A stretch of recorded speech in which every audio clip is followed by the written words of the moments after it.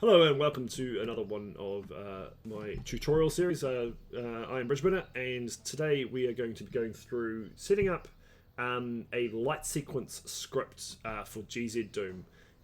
So this is similar to your Boom light sequences where you've got the voodoo doll rolling over the light activation lines. Similar end result, but done via ACS scripting, specifics for GZ Doom or similar ports, and you've got a bit more control over it using this port. So we'll start off and draw a room. A bit smaller actually.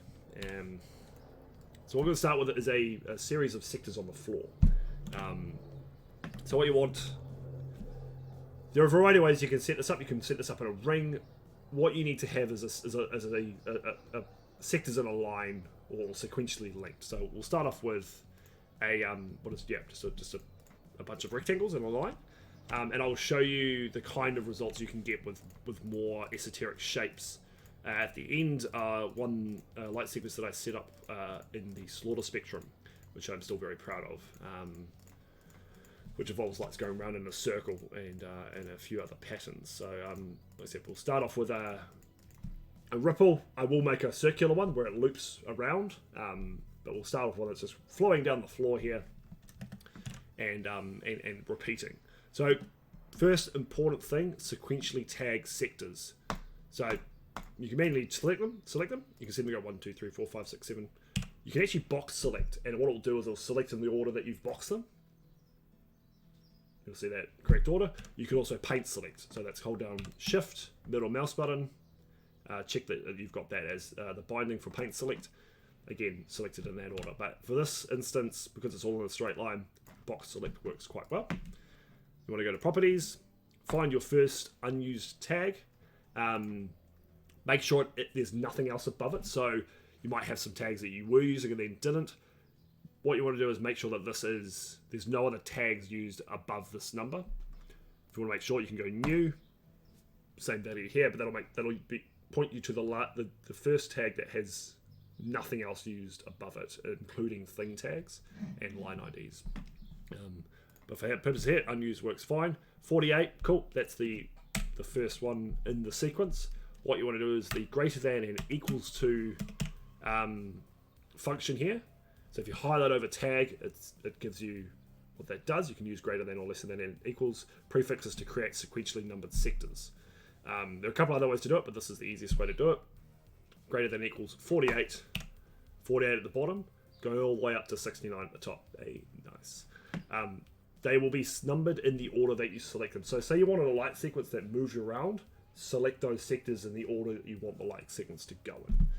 But for our purposes here, straight line, straight sequence through. That's all you need to do in map. Most light sequences you want to just be running, so we're going to make it an open script. You can link these to other activations. I'm not going to go into the details for that. It doesn't have to be open for it to work, but if you just want it running, as soon as you start the map and it's just looping through, set it up as an open script.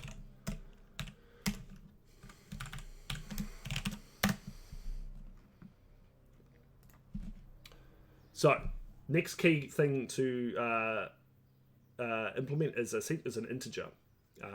And that's a number, it's a value that you can change. Is probably the best way I can describe it. So we'll call this light 1 is the integer. You can give it any name, as long as it's not used somewhere else. If you've got a whole lot of different light sequences, you can call them light 1, light 2, light 3 for the different sequences. Pick whatever you want, whatever naming convention you like, doesn't really matter. And then you need to define its starting value. Default is 0, which is useful for some things. But in our case here, what we want to do is this to be the starting sector number. So that'll be light 1 equals 48. Next, a while loop. So what the loop will do is it'll keep looping this part of the script until a certain parameter or condition has been met. So while, and then you want to go brackets. 69 is the end of this loop. While light 1 is less than or equal to 69. So while this value is before it, once it hits 69, that'll be the last iteration because that is equal to 69. As soon as it goes over that to 70, the while loop will end, and it'll move on to the next part of the script. But what we want to do here, and this is we'll start with a light glow, which is a action here. So that means it'll go from the upper specified value to the lower specified value, taking the specified number of ticks to go between those two values, and it will just keep looping. It will never stop until you tell it to, with a light glow with two set values that are the same. This is where you put your integer, like 1, is the tag. So that's your starting tag value, 48, 48, finishing one, 69, 69. This means that at each time that number changes, it will input that number here. Make it go to some extreme values, 256, 128, 256 is the upper value, 128 is the lower, and we'll tell it to take a second to go between them. So pretty fast light glow here. Now, you need a delay, because you don't want it all to happen at once, because a script, a while loop is essentially instantaneous unless you put it in a delay. So we've got a pretty fast moving one, 5 ticks. Pretty good number to start with. You can tweak this value if you want it to move slower or move faster. Start with that. And then what you need to do is tell it to then change that integer value by 1. So you can do plus plus. These will go up by 1. You can do plus or equal, plus that, plus equals 1. So that means it will go up by a value equal to 1. But for this one, plus plus is the easy way to do it. And that means every 5 ticks, this while loop will repeat. And that light 1 value will change up by 1, triggering the next sector. Now, because these are glows, these automatically loop. We don't need to do any repeating on the script. It'll run through that while loop once, get to the end, script will end. Save it. We need to get that number, sorry. I like using 100 as my starting point for open scripts. Pretty rare to get to 100 scripts. Although I did do that, and I've done that with a couple of maps. Doesn't matter. Use a name script, whatever you want. If you don't put a delay in there, it will also create. If it's a looping script, it can also become a runaway. So delays are important. That should be it. Save it. Compile without errors. Save it in map. Definitely open. Yep. Let's have a look. And you can see it there. So that's just to keep rippling through. So you see the bright part, there's not much darkness there. It's like, maybe I want that to go a bit slower. Maybe I want the values to change faster. All you want to do then, change that to 20. Almost double the speed. Maybe the delay's not going to be 7. And what I'll do is actually darken the starting value as well. A bit more contrast. See that they're closer together now. So you can play with the parameters, but now you've got this light sequence just rippling through. Now, because it's a light glow, as soon as a sector is affected, it's going up and down those light values. It won't stop. So that's good for kind of a strobe effect. But say you wanted a single ripple of light to go through, and then there'd be a delay, and then another ripple of light. And this is where you can get really effective light sequences. And I think these are more the ones that I prefer. I think these look better most of the time, but they take a little bit more to set up. Same concept, we're using while loops, but essentially you have 2 separate loops, one setting the up and one setting the down value, so you then can delay between them. So we'll start this from scratch. We'll call the script 100, but we're going to start with a void script. So this is not triggering. We'll use the same ints. What was it? 48. Set up another while loop.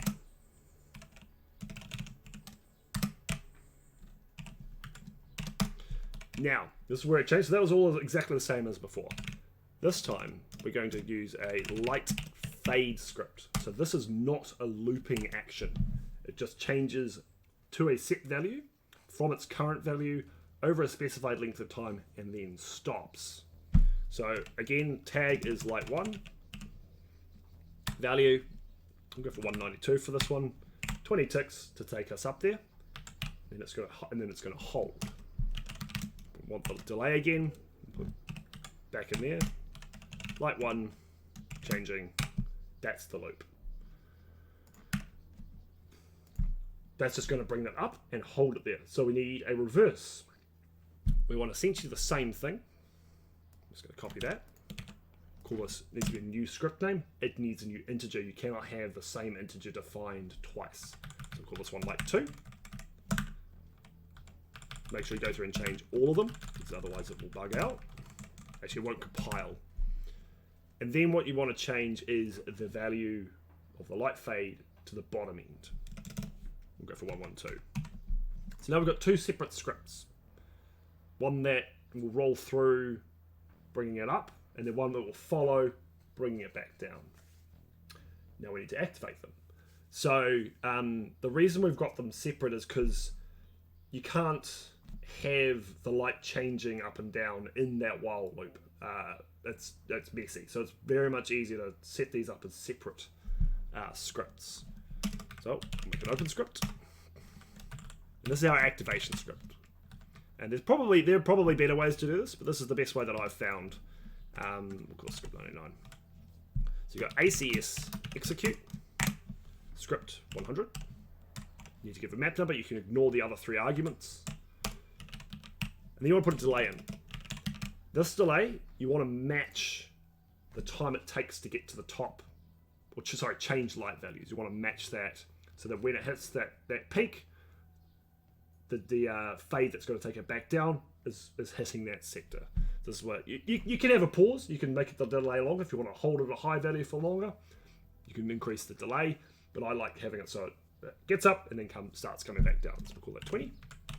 And then you execute the follow-up script, which is the light lowering.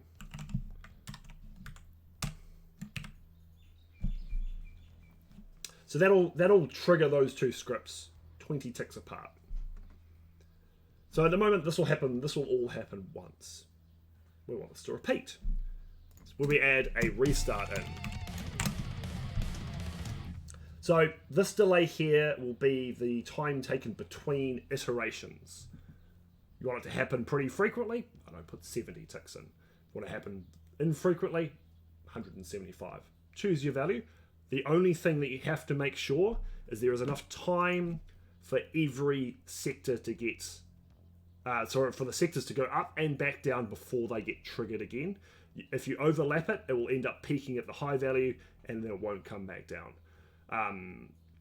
Because that's the first script coming through and it's always holding it. I think that's what ends up happening. It doesn't work the way you want it, essentially. So start off with a big delay value, or a safe one.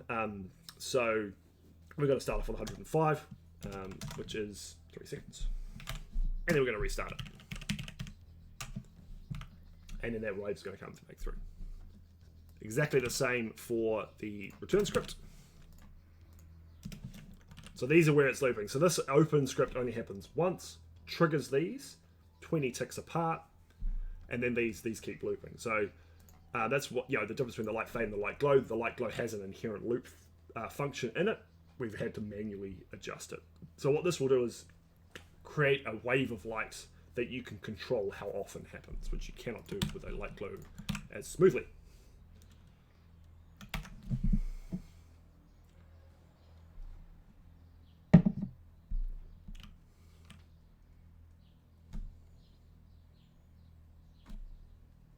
Passes through. And there's a wave. Comes through again. So you end up with a similar effect kind of at its core, but one that you've got a lot more direct control over. Say you want it to happen faster. Decrease the delay. Let's make that 70.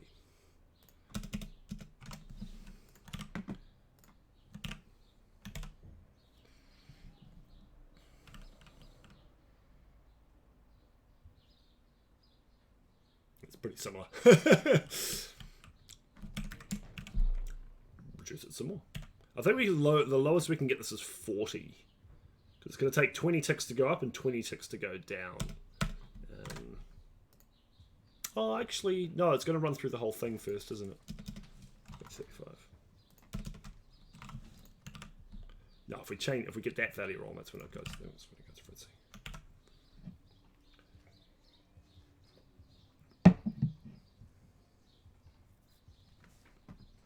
Now it's more frequent. Now it's thing coming through.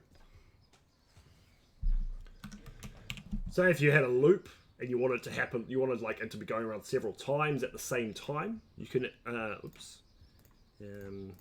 you can trigger the script again, like re-trigger these, particularly if you use execute always. Yeah, that's something to dig into for another day, but there are ways to have those light patterns going through multiple times before it reaches the end.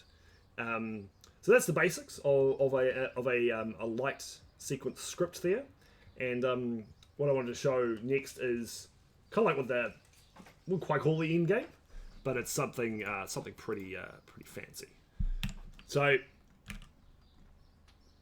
we've got a whole raft of tag sectors here. And there are a lot of light sequences, and they ripple around. Very much the same principle, though. There are a shitload of scripts in this map. Yeah, I think it's the script here. Yeah, so same kind of, yeah, here we go. So they have multiple paths. You can see we've got several iterations. This is getting two light bands rippling around at the same time. Same principle though. I use sector as the tag, or the integer, sorry. All exactly the same. But the way that these are numbered, the light moves out onto these arms as well. This took a little bit of finagling to get right. It wasn't one that just kind of happened. Hopefully this loads properly.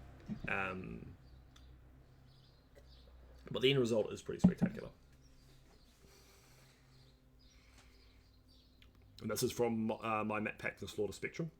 This map is called Palace of the Black Singularity, and was my first solo release. And we're already looking at it.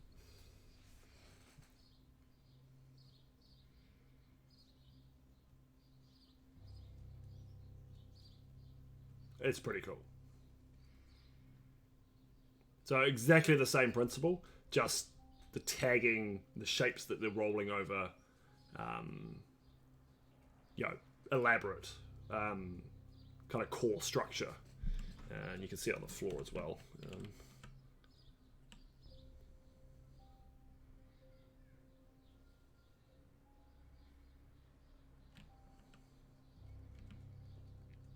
So we're going to reverse loop in the center, traveling against the grain. This one's going around counterclockwise direction. And as this one here lights up, it triggers like these tags out here. So like that tag there is the same number as probably that one there. So when that one's lighting up, you're seeing this one light up. So it's all just about the tagging, the sector tags. There's nothing else going on here except tagging things in the right sequence. So what I did was built the loop, and then like, okay, that was say that was sector 6. That's 6, 7, 8, 9, 10, 11, 12. 6, 7, 8, 9, 10, 11, 12. So it's all part of the same script. But as this light rolls around, the light also rolls out these arms. And yeah, it worked really, really well. So you can get really creative with your tagging of your sectors to create some really cool light sequences. That's probably one of the most elaborate ones I've made still to date. And yeah, like I said, you can see the kind of flower effect that you get on it.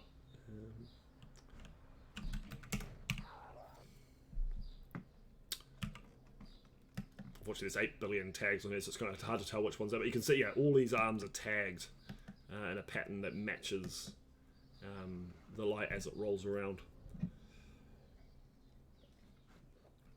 So there was one other thing I wanted to go through with the base setup, and that was a light transfer setup. So to do this, so say you only wanted a light sequence on the floor. Actually, this one's pretty easy to do. You just set your UDMF brightness value on the ceiling to match the surrounding sectors, and that will override the script. So we got it on the floor, not on the ceiling.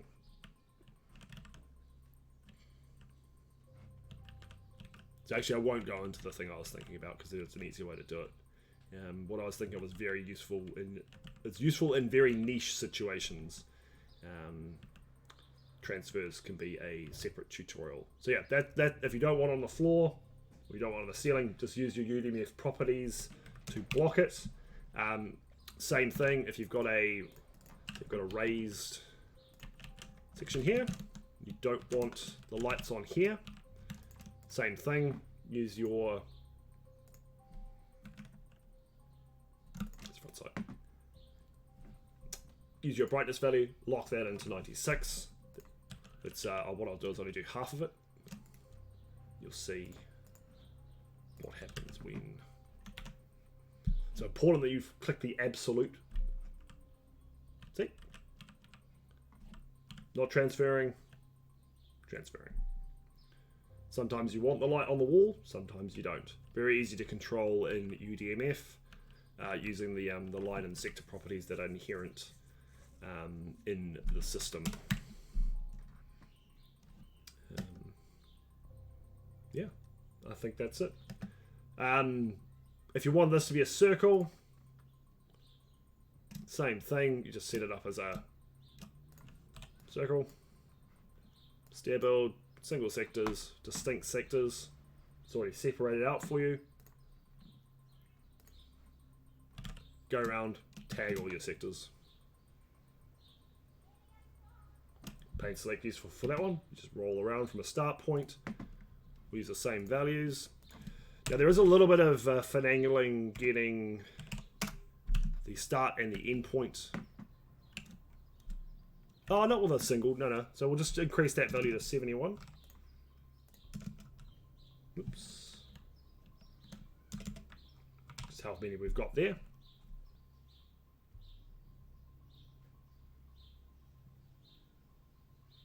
No, there is an art form to this one. Getting it to loop.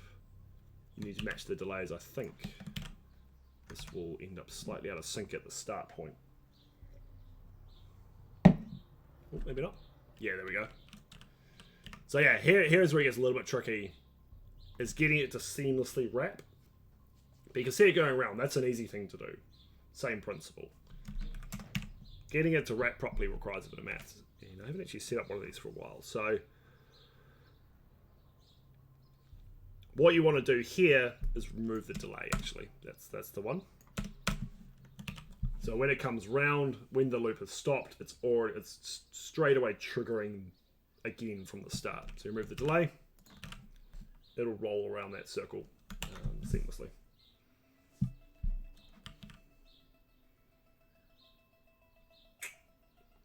I remembered. And there we go. So that's how you do a circular light sequence.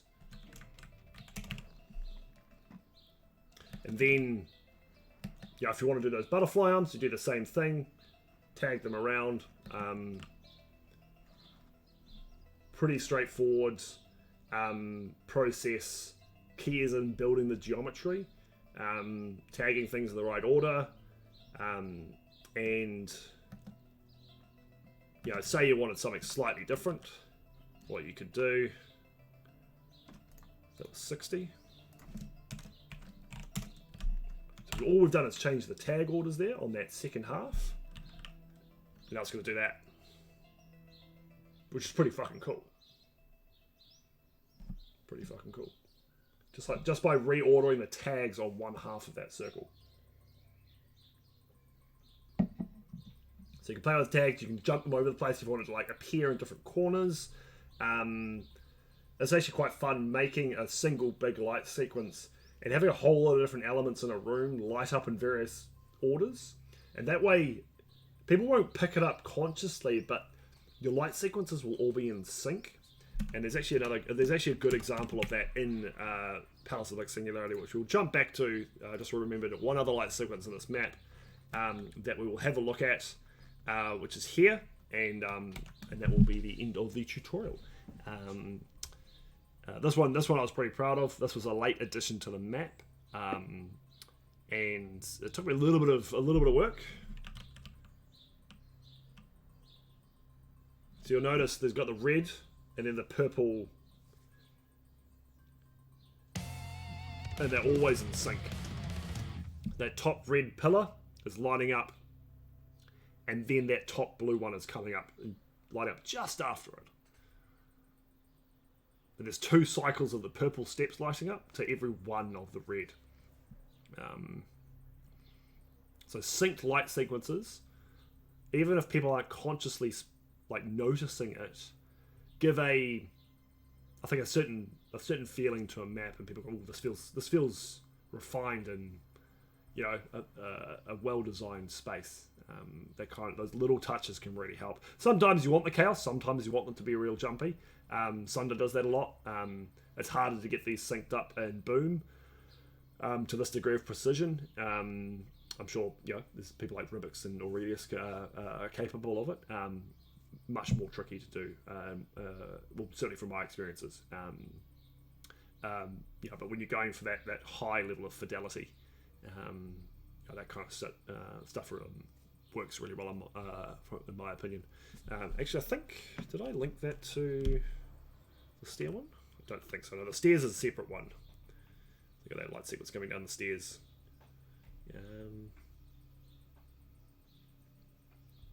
Which is doing its own thing.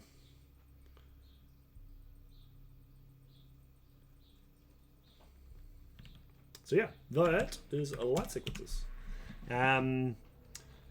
There is some more things to delve into with regards to some of the more technical implementations. There's sometimes you want to do transferring lights to a specific line face, but I think that'll be a separate tutorial about transfers and the transfer actions. That's pretty straightforward stuff. We'll just work through that, but that has synergy with these light sequences as well. So that's it for today with the light sequence tutorial. I hope that was helpful. That's definitely something that I haven't seen out there before. You know, using a basic, pretty straightforward setup of a while loop to then create light sequences in your Doom maps. So thank you for watching. I hope this was, like I said, useful information, and we will see you next time.